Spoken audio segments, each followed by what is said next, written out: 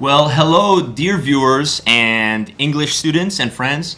I'm back. I'm John, and this is... Garrett. Good to be back on the show for the second week in a row. That's right. So Garrett is our guest host today, and Garrett is actually going back to the wonderful state of California for a short vacation, right? That's right. Yep. In the next few weeks, I'll be over in the United States. And that is where one of our articles this week takes place. There was a squid bloom that happened off the coast of California. So we just wanted to talk a little bit about that topic, the topic of the environment. And as you practice your English, I hope that you're reading news articles, not just from our magazine, but also from American magazines or European magazines. You'll hear a lot of talk about the environment, right? That's right. It's a huge topic in science circles, but also in political circles. Yes. As different governments are trying to figure out how to stop some bad changes that are maybe over the horizon.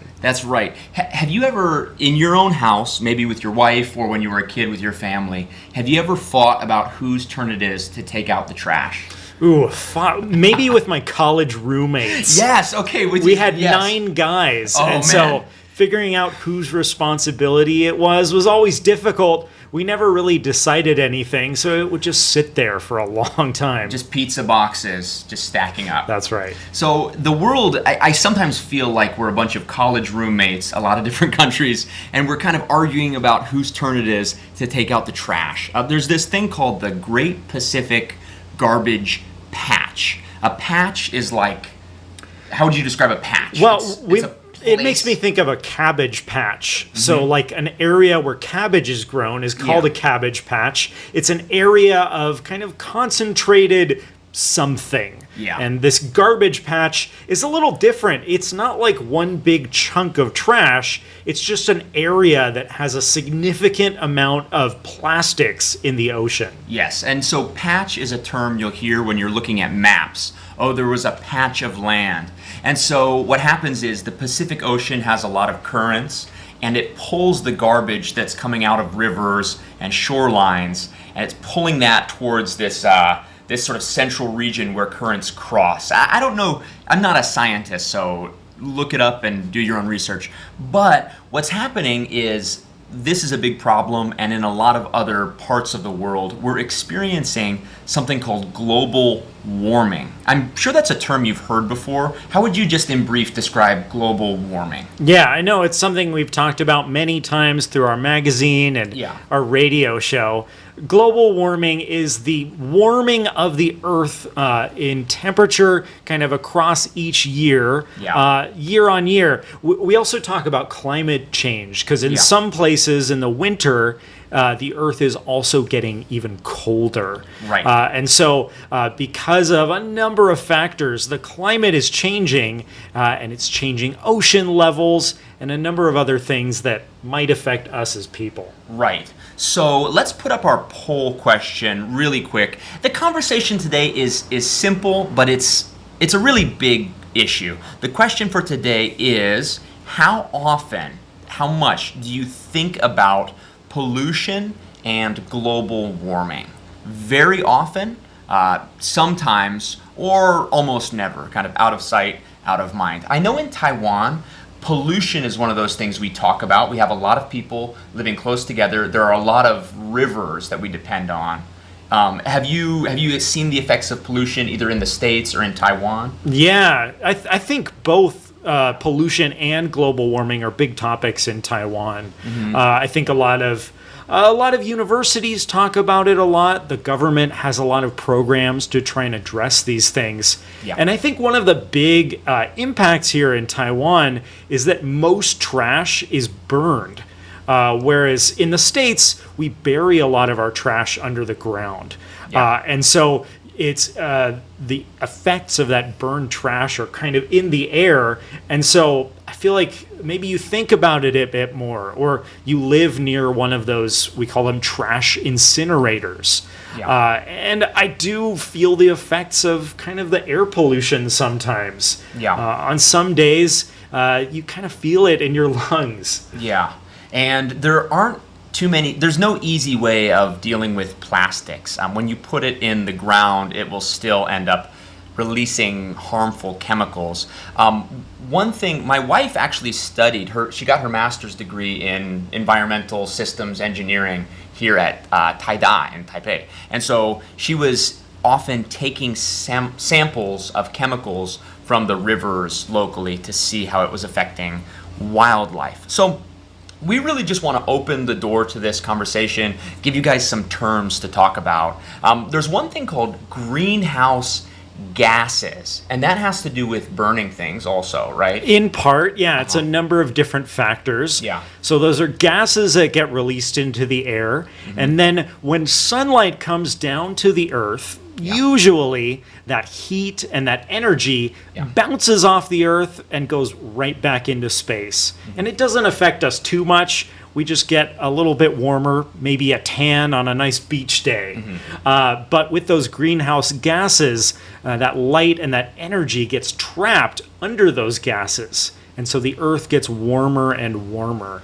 And so a lot of scientists and governments are doing things to help reduce these greenhouse gases and kind of reduce those effects. They're warming up our planet. Thank you for that description. And a greenhouse, by the way, is a thing, it's a type of house made of glass that plants are grown in. So in a very cold place like Sweden, you can grow a lot of vegetables during the winter months in a greenhouse because when the sun hits it, the heat bounces off the inside of the glass and keeps it nice and warm. So that's happening very slowly to the planet, and we're starting to feel the effects in different ways. Like you said, in some places it actually makes it colder or rain more, and in some places rain less. So we're dealing with that adjustment.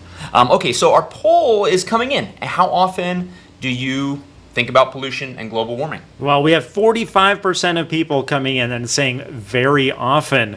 So that's our number one answer. It sounds like a lot of you guys do think about this.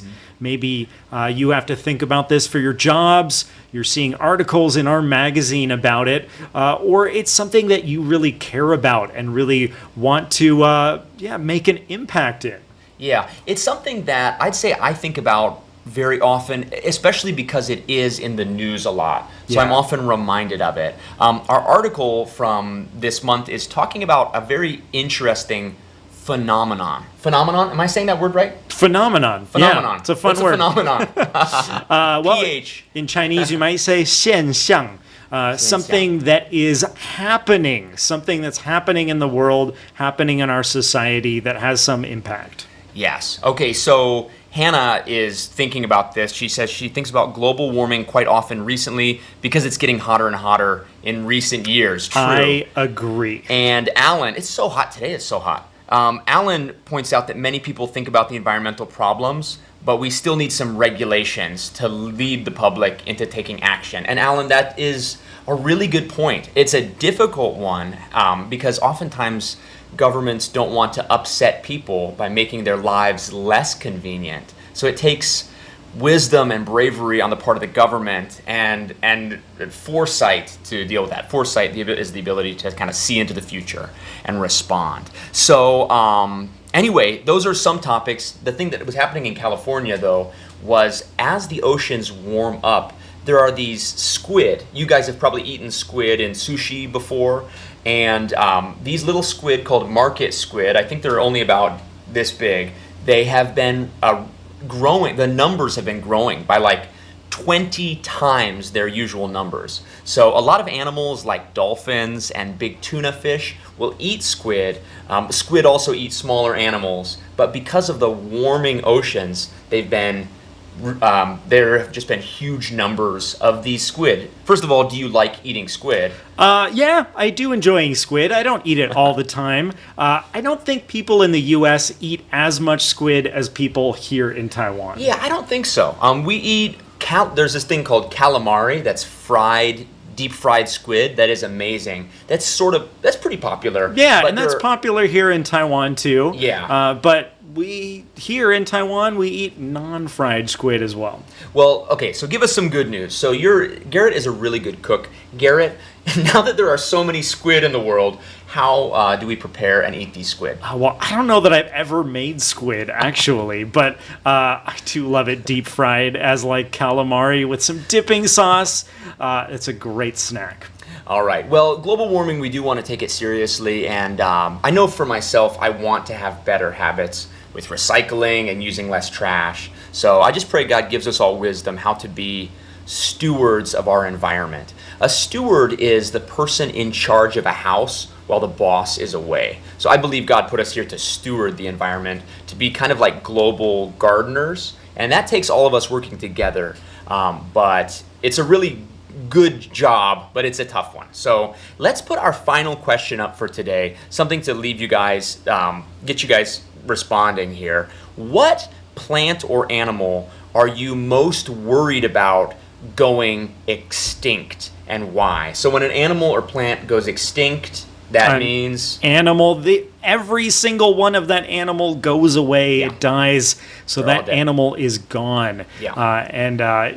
The first animal I think of is bees. Oh yeah. Bees help pollinate. They help all of our plants grow. They help feed us. That's and right. of course, honey is delicious, right? So Yeah. I would not want bees to go extinct. You know, I actually worked for a beekeeper for a little bit. I've been stung so many times by bees, but I Oh. still want them to stick around. I love bees. Bees are amazing. I also think about famous animals like the red panda. I know in Australia, koalas. 中文怎么说 koalas 吗？那个无尾熊，灰熊. Does that mean no-tailed 无尾 bear? 熊。灰熊? 无尾熊. Yes, a no-tailed bear. Do they not have tails? They don't actually know. We'll have to check, but one of our readers, Sophie, points out that polar bears are in danger because of the icebergs melting. It's true. Polar bears are having to migrate. So anyway, we hope that not too many animals that you love go extinct. And anyway, we just pray for wisdom on this. Guys, thanks for joining us on our live stream. Please do us the favor of subscribing. Hit the subscribe button. Really, that's mostly for us. You will get updates on our new content, but more subscribers help us get out more content, so it's mostly for us. Thank you. We appreciate your English learning. Keep practicing. 加油. And we will see you guys next time. See ya!